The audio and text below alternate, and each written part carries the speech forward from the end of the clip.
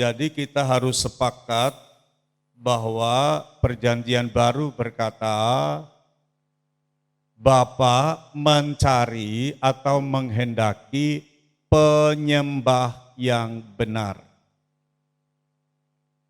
Menyembah dalam roh dan kebenaran adalah produk.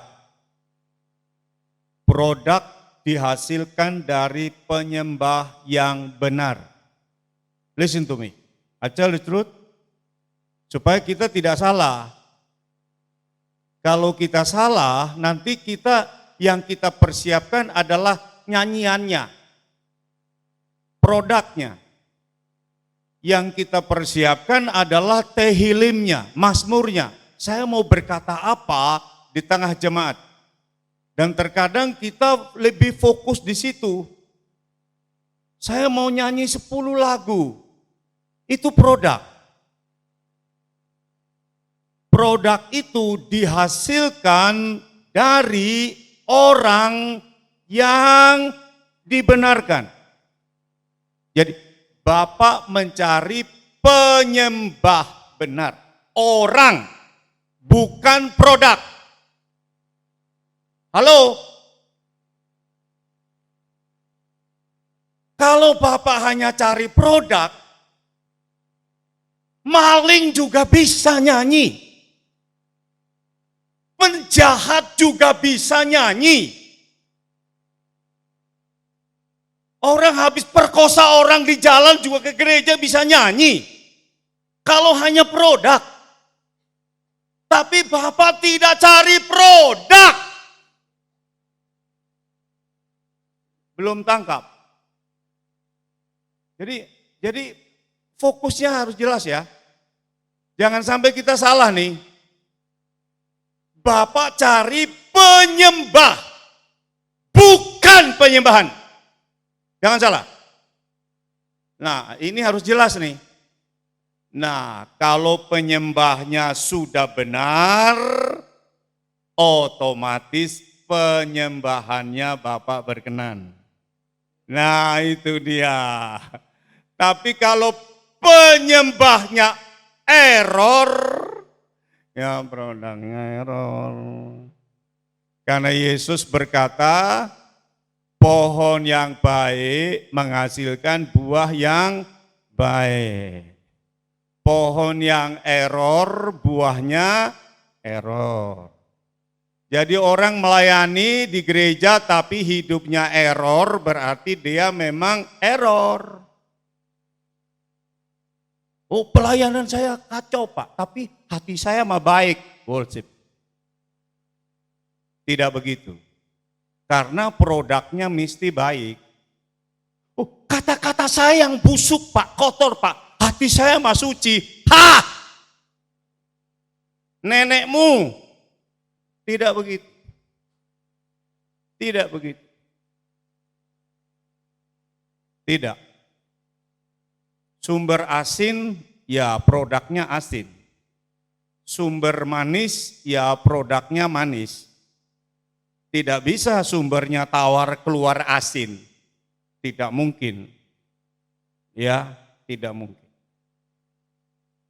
Jadi, Geoffrey Hinton menyesal. Orang yang paling menyesal hari ini adalah Geoffrey Hinton. Siapa dia? Nggak tahu kan? Penemu AI. Artificial Intelligence. Yang produknya adalah ChatGPT. GPT itu artinya Generative Pre-trainer Transformer. Gereja di Jerman sudah memakainya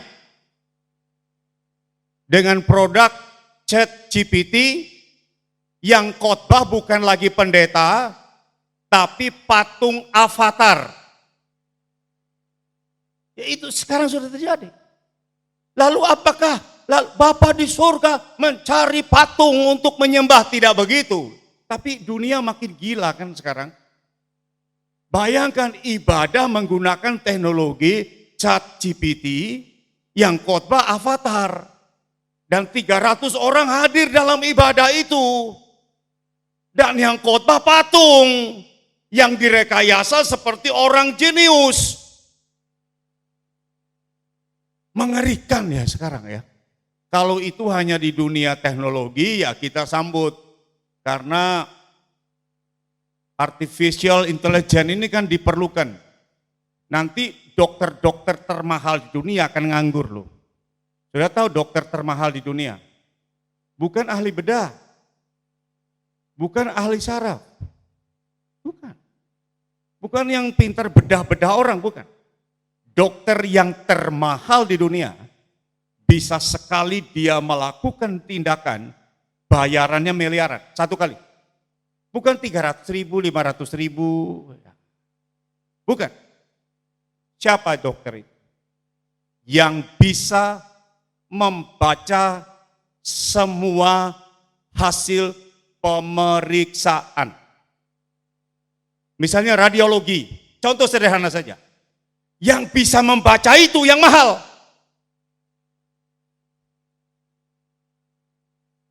Dan Chat GPT bisa membacanya. Jadi siap-siap. Dokter yang tadinya dibayar mahal, bakal nganggur. Mengerikan. Tapi Bapak tetap mencari yang pernah ditebus oleh darahnya. Amin. Tidak bisa robot, tidak bisa. Ya. Jadi kalau Bapak Ibu lihat di TikTok ada orang yang model patung tapi ganteng, mukanya berkerut tapi terkesan koboi, lalu dia bisa ngomong dengan segala hikmat. Nah itu Avatar, itu Chat GPT. Dan itu dipakai di gereja sekarang. Dan saya bisa dibuat patung avatar untuk khotbah. Bisa. Saya di-copy untuk itu. Sekali lagi kalau buat teknologi kita sambut dengan tepuk tangan. Tetapi untuk menggantikan worship di rumah Tuhan, kok ngeri ya? Ya, Zoom saja sudah menyakitkan gereja. Karena pada Zoom, giliran mari kita bawa persembahan. Haleluya. Gereja bangkrut. Sementara gereja bayar listrik tiap bulan masih 300 juta. Ini saya ngomong fakta teman saya ini. Baru Zoom saja itu. Jadi Johan Erik juga menyesal tuh, dia ciptakan Zoom tuh. Kalau dia tahu gereja defisit, dia minta ampun tuh sama pendeta. Pak pendeta mohon maaf ya, saya ciptakan Zoom jadi orang tidak ke gereja, dia Zoom dari rumah. Johan Erik tuh dia makin kaya. Ini yang barusan CEO-nya TikTok kan datang kan di Jakarta. Iya, kalau dia tahu TikTok di tangan orang Indonesia, lalu pada nari-nari ndak karu-karuan nggak jelas, ya dia akan menyesal itu, ya. Kan kita bukan TikTok kan bukan hanya semua khotbah, ya toh? Iya. Tapi yang kita lihat tali BH, ya itu kan kita lihat loh fakta. Saya bicara fakta. Saya bicara fakta. Jadi kita memasuki era tidak ada kebenaran yang fakta. Hati-hati. Seolah-olah hari ini buzzer yang benar. Saya benar-benar miris kalau buzzer memasuki gereja. Tahu buzzer dong? Ya sudah nggak bisa tahu lah daripada tianya terus kan. Ya toh? Yang koar-koar itu loh, seperti dia yang menguasai fakta yang benar.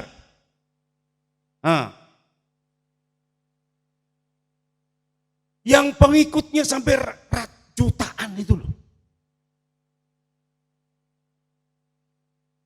Jadi ada buzzer yang bela presiden kita Joko Widodo, tapi juga ada buzzer yang bela yang antitesa. Ada. Begitu kita buka, rasanya kok dua-duanya ya dan amin. Itu itu studinya itu. Dan seolah-olah di latar belakang gambar di background itu, video di background itu, rasa-rasanya fakta. Padahal persepsi dijadikan fakta. Jadi hari ini the truth versus persepsi. Bayangkan sorga jadi persepsi. Mengerikan.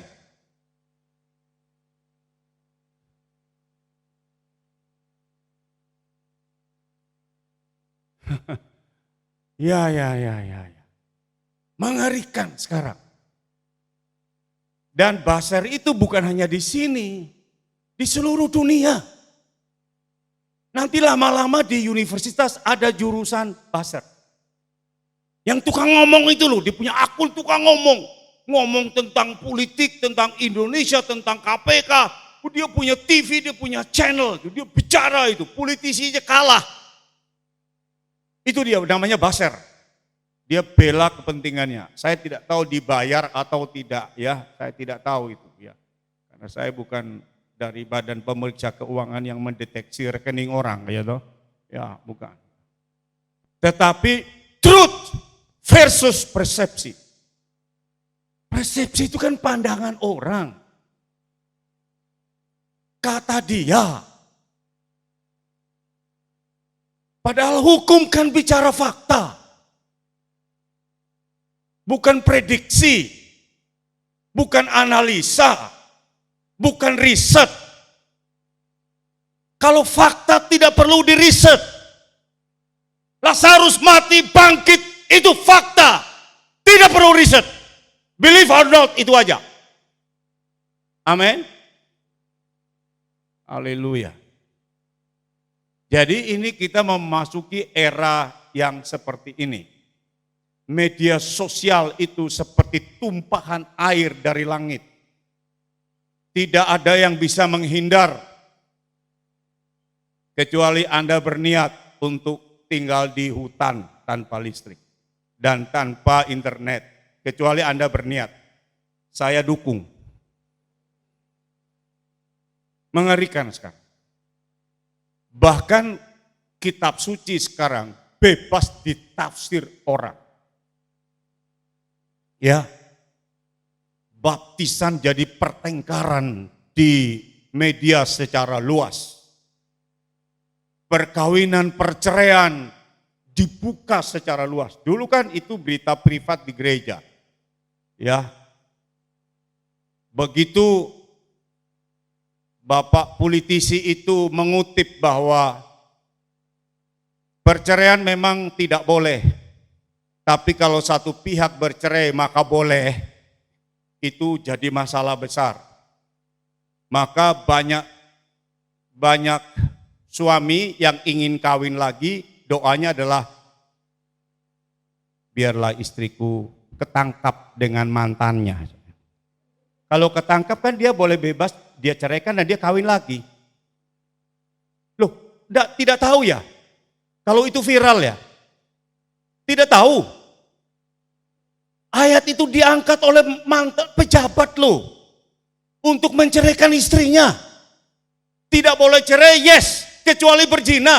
Istri saya sudah ketangkap berzina. Saya udah ikutin sampai ke Singapura. Jangan dihapus rekamannya, saya tanggung jawab. Saya sudah buktikan dia berzina. Aku menceraikannya. Itu fakta di depan kita. Dan berapa ribu orang yang sudah bercerai karena itu.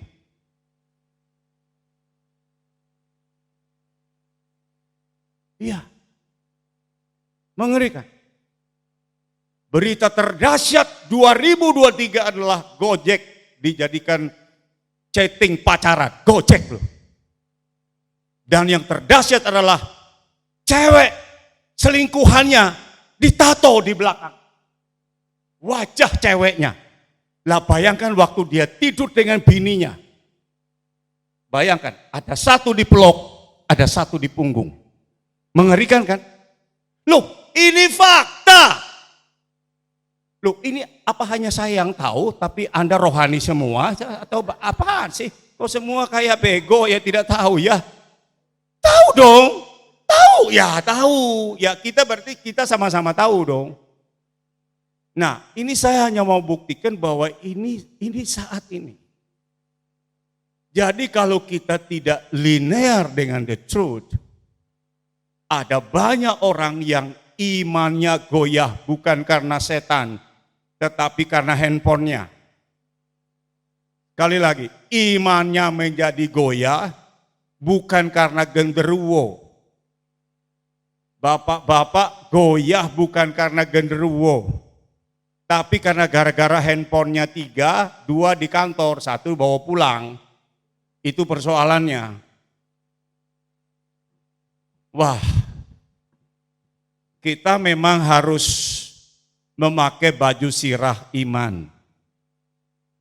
Rasanya sekarang kita mau membedakan yang rohani dan yang duniawi. Kok susah ya? Sorry to say nih, ya. Kalau saudara lihat saya pakai begini, lalu saudara bilang, oh Rabi, Anda salah. Ini mah pakaian koboi. Kan ibu gembala yang suruh pakai topi. Ini contoh saja ya, contoh saja. Jadi kalau saya begini, orang tidak kenal saya, dan saya sudah ganti nama sih, ke Holy Wings, apakah mereka panggil saya pastor? Kan tidak. Iya toh? Ini hanya contoh saja. Saya contoh saya supaya yang lain tidak tersinggung. Jadi sulit sekarang kita bisa membedakan dunia dan gereja. Maka yang membuat kita berbeda adalah bukan lagi tampilan luar. Bukan. Tetapi linear dengan kebenaran. Linear kita garis lurus dengan kebenaran. Tidak kebenarannya lurus lalu kitanya belok. Tapi kita linear dengan kebenaran. Itu tidak bisa bagian luar lagi. Ya. Ya, kita melihat pastor-pastor di TikTok itu bisa pelokan dengan cewek sambil nari. Nah, jangan-jangan hanya saya yang lihat. Jemaat tidak lihat, atau begitu lihat langsung di skip. Saya nggak percaya ya. Walaupun itu pastor di Amerika Latin, tapi kan namanya juga masih pakai jubah. Lalu dia pelokan dengan cewek sampai goyang begini coba. Loh, hanya saya yang lihat ya. Maafkan saya kalau begitu ya. Ya. Jadi memang itu budaya ya. Saya tidak bilang itu jorok, tidak, itu budaya. Itu budaya. Ya ceweknya pakai celana pendek, kemudian romonya pakai jubah, ya itu budaya, ya. Sebelum kita di Indonesia begini, di Amerika itu pendeta khotbah dengan celana bolong-bolong itu biasa. Jangan kaget loh saudara. Iya. Tidak ada itu. Pendeta mesti duduk di depan. Dia pakai jubah. Lalu pakai stola. Anak muda berteriak, horor. Nah. Jadi saya tahu itu sudah lama. Saya sampai bakal masuk Indonesia atau tidak ya. Masuk juga tuh. Masuk juga. Jadi begini. Saya setuju atau tidak? No comment. Tapi yang saya mau beritahu adalah kita linear dengan kebenaran. Itu saja. Jadi kebenaran tidak bisa dilihat dari luar, sudah. Ini saya khotbah di sebuah gereja Protestan Lutheran di Jakarta ya. Mestinya datang lebih awal tapi karena ya ada kemacetan, ada penutupan jalan, jadi datangnya terlambat, ibadah sudah dimulai. Jadi saya tidak bisa mengikuti prosesi yang masuk, lalu serahkan kitab suci. Nah, tidak mengikuti itu. Datang kebaktian sudah dimulai, jadi saya tidak bisa duduk di barisan pendeta. Tapi saya duduk di jemaat. Memang begitu aturannya. Begitu saya duduk, ada dua ibu di belakang saya, mereka berdua ngobrol. Tapi kan dekat dengan saya, jadi saya dengar. Satu ibu rupanya kenal saya. Dia bilang, ini yang khotbah. Ibu yang satu tidak kenal. Dia bilang, mana mungkin gereja kita undang pendeta yang gondrong. Saya kayak disambar neraka loh. Waduh, gawat ini. Gawat ini. Itu ibu yang, mana mungkin pendeta gondrong khotbah di gereja kita. Ayo, memang itu benar. Selama gereja itu ada, belum pernah pendeta gondrong, rambut diikat, khotbah di situ. Baru saya. Coba. Lalu di mimbar saya mau bela diri. Saya bilang, memang tidak semua tentang Yesus itu dicatat. Termasuk tidak dicatat, Yesus pernah potong rambut di bawah pohon korma. Saya lihat dua ibu itu tertawa, tuh lu kan potong rambut. Maksudnya supaya dia jangan curiga terus. Kalau dia curiga saya terus, sepanjang khotbah dia tidak bisa terima khotbah saya. Pendeta gondrong, ngapain pendeta gondrong? Ya. Nah dia mikirin rambut saya terus sehingga dia tidak bisa terima firman. Jadi masalah kan? Iya. Saya ngundang pendeta, saya mimpin jemaat Imam Madrajani di Jakarta 13 tahun.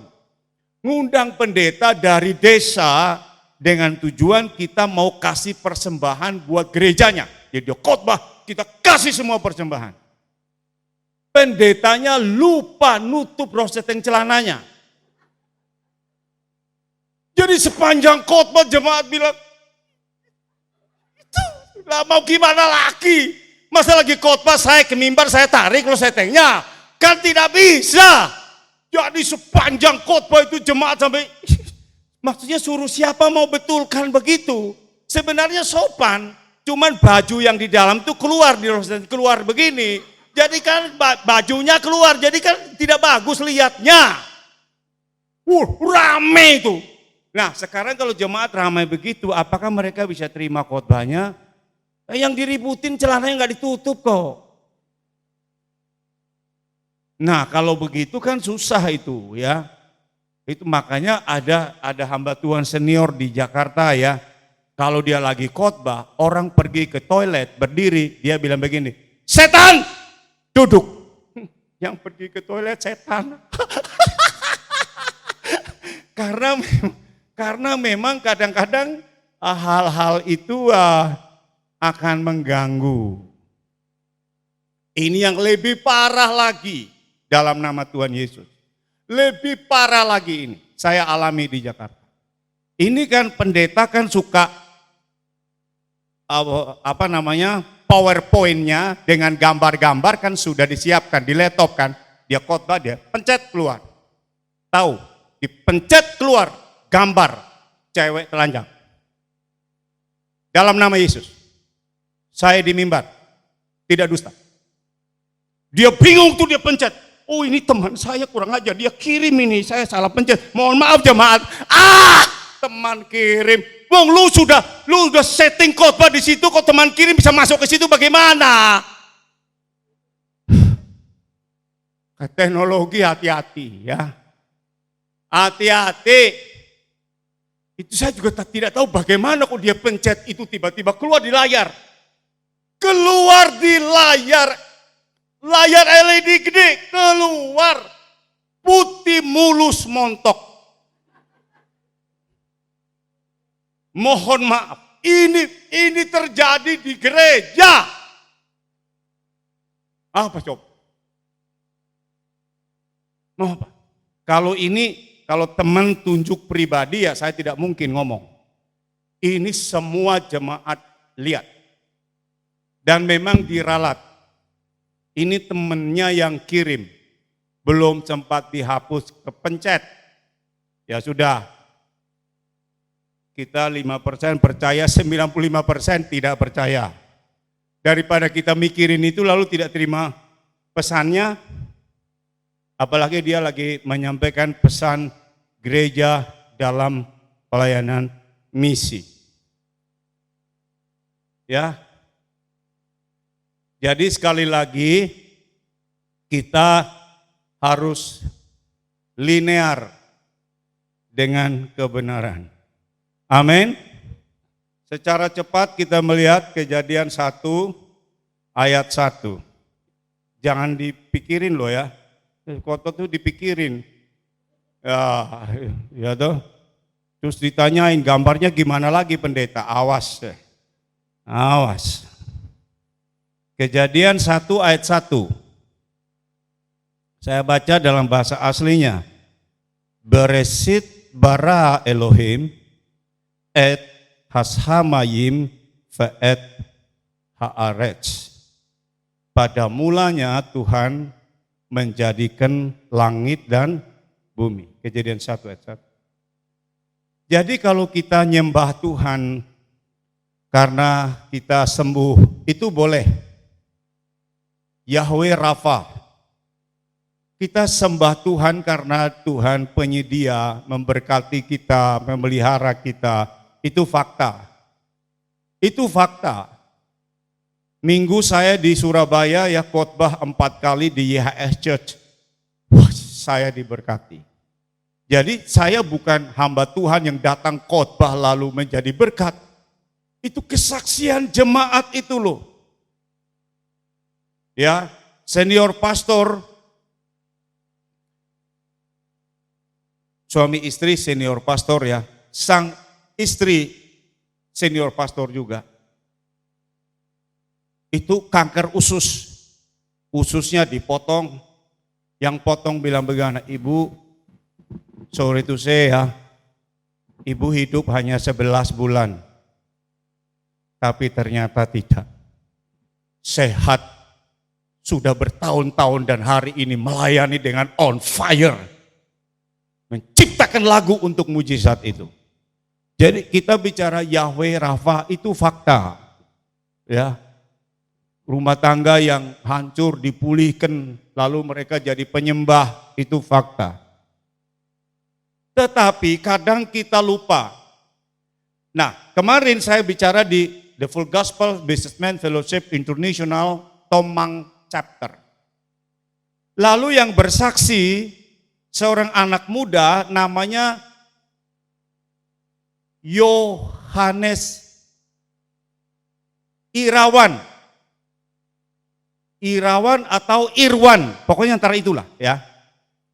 Dia kesaksian, dia bilang begini, maaf, kesaksian saya ini tidak ada mujizat. Karena hidup saya ini flat. Coba, ini persekutuan para pengusaha, bahkan pengusaha besar, ngundang orang bersaksi, ini kan direkam, mungkin dia juga dengar nanti. Lalu dia bilang begini, hidup saya tidak ada mujizat, hidup saya hanya flat. Sementara Agnes Monica berkata, life is never flat, hidup tidak boleh datar. Lah ini kesaksiannya, hidupku datar-datar saja. Begitu saya khotbah, flat is miracles. Hidup datar itu mujizat. Loh, datar misalnya, hari ini saya sehat. Sehat nih, saya lagi fit. Tadi malam fitness 3 jam. Lari 12 kilometer. Kemarin sore. Bayangkan kalau saya flat dengan kesehatan sekarang, flat, umur 90 flat, itu kan mujizat. Loh gimana sih? Gitu, Anda punya uang 1 M, flat 1 tahun aja, Anda aman loh, 1 M 1 tahun tuh aman ya. Asal jangan tiap hari ke luar negeri ya. 1 M 1 tahun itu aman. Jadi Anda jangan pikir mujizat itu mesti sesuatu yang wah suddenly terjadi. No. Jadi saya sadarkan yang bersaksi, hey flat pun itu mujizat. Kita nafasnya kan flat. Loh jantung kita itu kan flat, dia kan datar. Tuk, tuk, tuk. Mau jantung begini, meninggal kau. Gimana sih orang itu berpikir Loh, pada mulanya Tuhan jadikan langit dan bumi. Coba kalau kita pakai itu ya.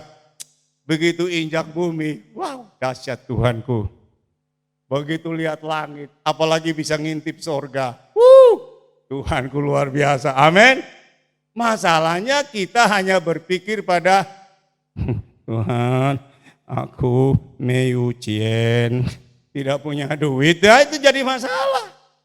Kita tidak pernah lihat Tuhanku pencipta langit. Itu. Ya, jadi linear dengan kebenaran ya. Ya. Sakit dan sembuh itu tidak linear loh. Karena banyak teman saya pendeta sakit dan meninggal. Bagaimana kalau saya bilang sakit harus sembuh? Lah keluarga yang meninggal karena sakit tersinggung sama saya. Ayo, hati-hati dengan bersaksi di dalam musibah ya. Saya tegur orang tuh, waktu gempa di Palu, dia bersaksi di radio. Oh Tuhan dahsyat, aku dicintainya, aku selamat dari itu tanah yang pindah itu. Ya lu dicintai, lu selamat lah, yang mati ribuan terus tidak dicintai Tuhan. Hati-hati. Hati-hati kesaksian soal bencana ya. Satu kali saya khotbah di pertemuan ibu-ibu, ada ibu bersaksi, Tuhan itu baik. Saya tinggal di ruko, kanan kiri terbakar habis semua. Punya saya, bau asap pun tidak. Karena saya dicintai Tuhan. Itu kalau tetangga kanan kiri yang rukonya terbakar dengar kesaksian itu, dia akan murtad seumur hidup. Tuhan pilih kasih. Ternyata yang sebelah itu orang Kristen selamat. Saya Tuhannya orang Kristen begitu ya. Masa karena saya tidak percaya dia lalu rumah saya tidak kirim malaikat untuk padamkan api. Saya tidak mau percaya yang begitulah. Hati-hati ya. Hati-hati kesaksian mujizat yang melibatkan orang lain. Hati-hati. Kesaksiannya benar loh ya. Tapi etika yang salah. Saya dicintai, saya diselamatkan. Yang lain babak belur, nah itu masalah. Hati-hati. Hati-hati. Ayat 2. Bumi belum berbentuk. Ini bumi loh masalah besar. Ini saya baca dari IMB ya. Baca di lain juga sama aja. Belum berbentuk. Ya, kosong. Kegelapan ada di atas permukaan samudera. Roh Elohim mengeram, nah ini bahasa aslinya, di atas permukaan air itu. Jadi kata belum berbentuk, kosong, gelap, kacau balau, saya tidak tahu dalam terjemahan lain ya, bumi belum berbentuk betul, kosong betul, gelap gulita malah tambah, samudera raya, nah itu. Bahasa Ibraninya, ini kan deskripsi, bahasa Ibraninya hanya satu kata, tohu wawohu, tohu wawohu. Itu mix, itu kata mix itu gila. Jadi terang gelap nyampur, mix, ya kacau balau kan gelap, gulita, kosong, tohu wawohu, mengerikan itu. Ayat 1 Tuhan menjadikan langit dan bumi, kenapa ayat 2? Tohu wawuhu ya. Ini studi yang panjang. Jadi ayat 1 itu berdiri di dua peristiwa yang menembus waktu. Jadi ayat 1 itu kalau ditarik ke belakang, maka itu sudah jutaan tahun. Tuhan menciptakan langit dan bumi karena bukti arkeolog langit dan bumi ini, bumi sudah jutaan tahun loh ya. Sementara dari ayat 2 ke ayat dan seterusnya itu baru 5.783 tahun. Baru dicatat kalender Ibraninya. Jadi saya ulangi ya, Kalau Kejadian 1 ayat 1 ke belakang itu tidak ada waktunya. Kapan Tuhan jadikan langit dan bumi? Wah, itu sudah tidak ada. Tidak ada teknologi yang bisa menghitungnya. Kan? Ditemukan secara arkeologi binatang purba diperkirakan usia 2 juta tahun. Wah, itu sudah mana bisa dihitung.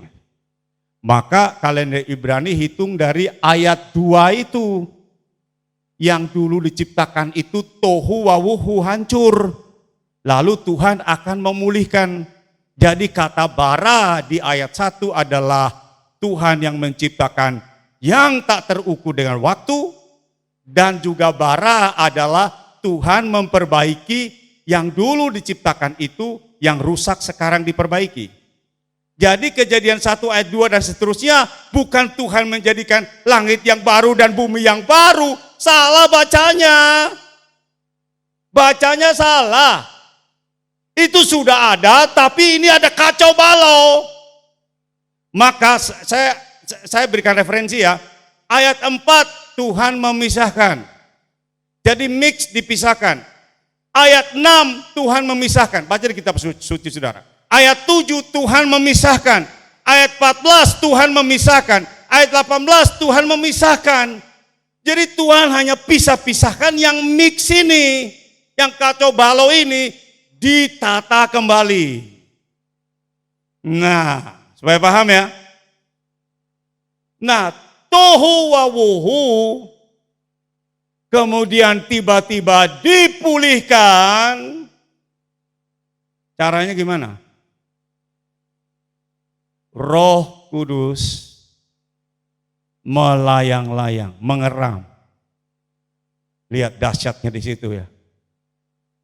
Itu dahsyatnya Ruach HaKodes itu. Maka kita menyembah Bapa dalam roh dan kebenaran itu powerful. Amin.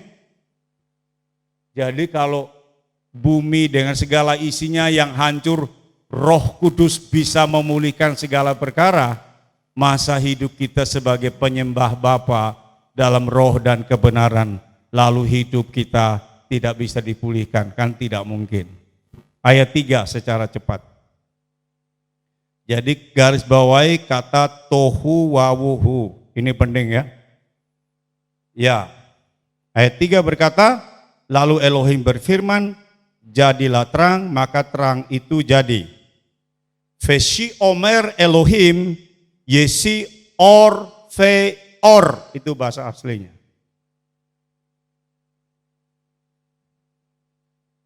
Jadi terang itu Tuhan sendiri satu, tetapi terang itu adalah penjelasan dari ayat 2. Ruach HaKodes.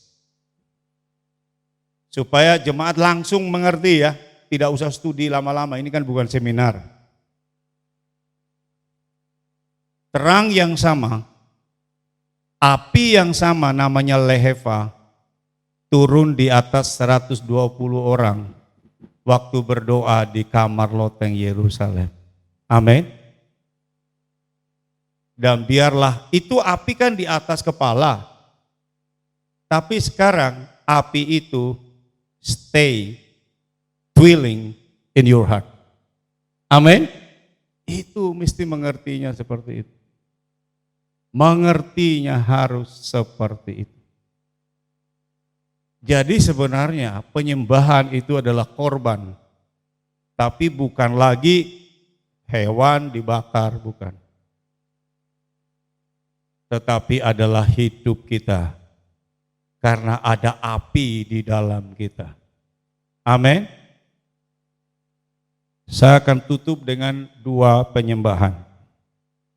Penyembahan yang pertama adalah Keluaran 15 ayat 1. Kemudian Musa dan Bani Israel menyanyikan lagu ini bagi Elohim.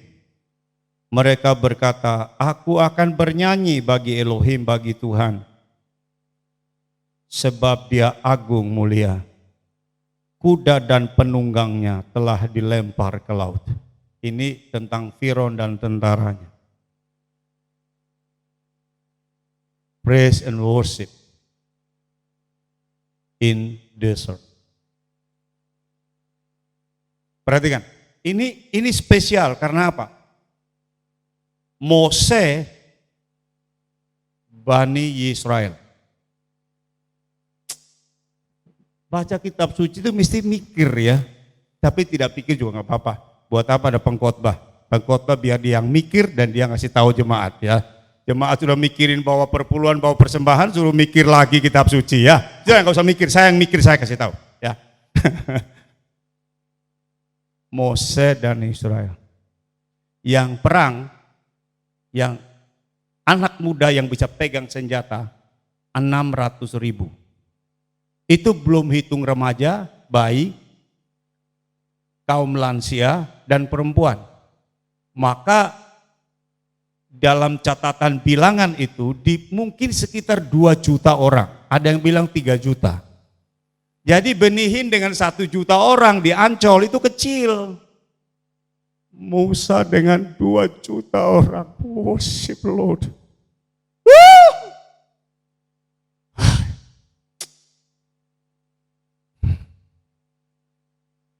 Pernah saya baca kitab suci lalu punya imajinasi.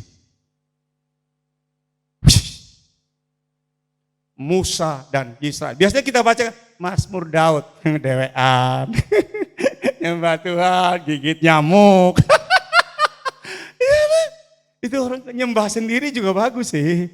Ya, tapi ini Musa dan Israel.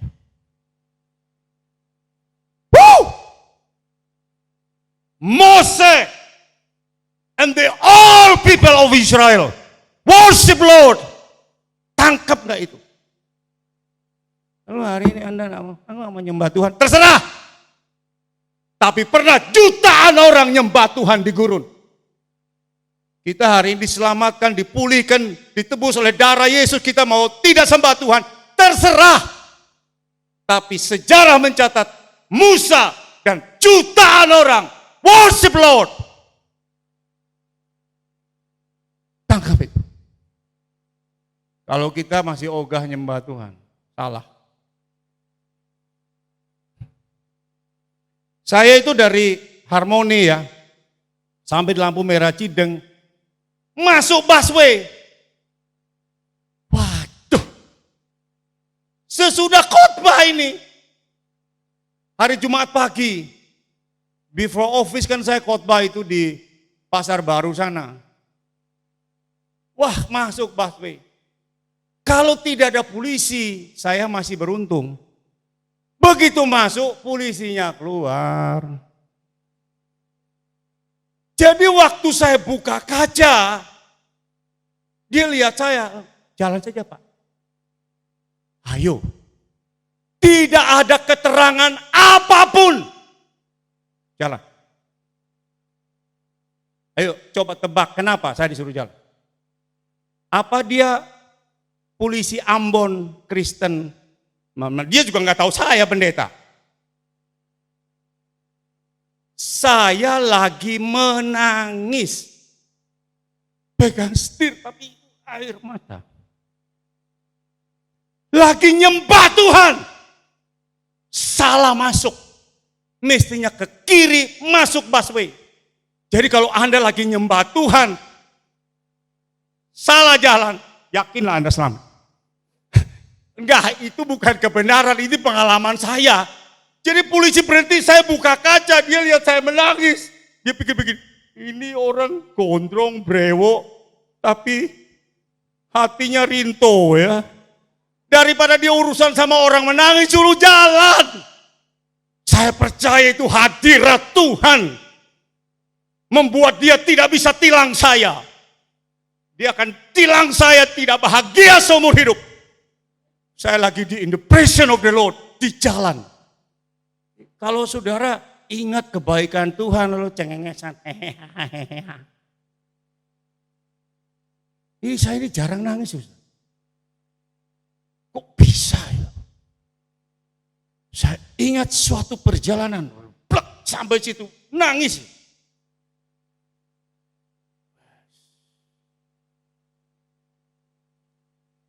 Lagunya Beautiful Name is Jesus. Ternyata tangisan membuat polisi takut. Paling tidak pengalaman saya, itu bukan kebenaran ya, itu kesaksian. Kesaksiannya benar, tapi jangan jadikan itu contoh. Kan orang Kristen kan salahnya begitu kan. Oh dia berdoa dapat rumah, saya berdoa ke Tuhan. Ternyata surga bangun rumah, minta dong. Nah, itu masalah. Satu lagi ya. Satu lagi, Mazmur 137 ayat 4. Terakhir ya.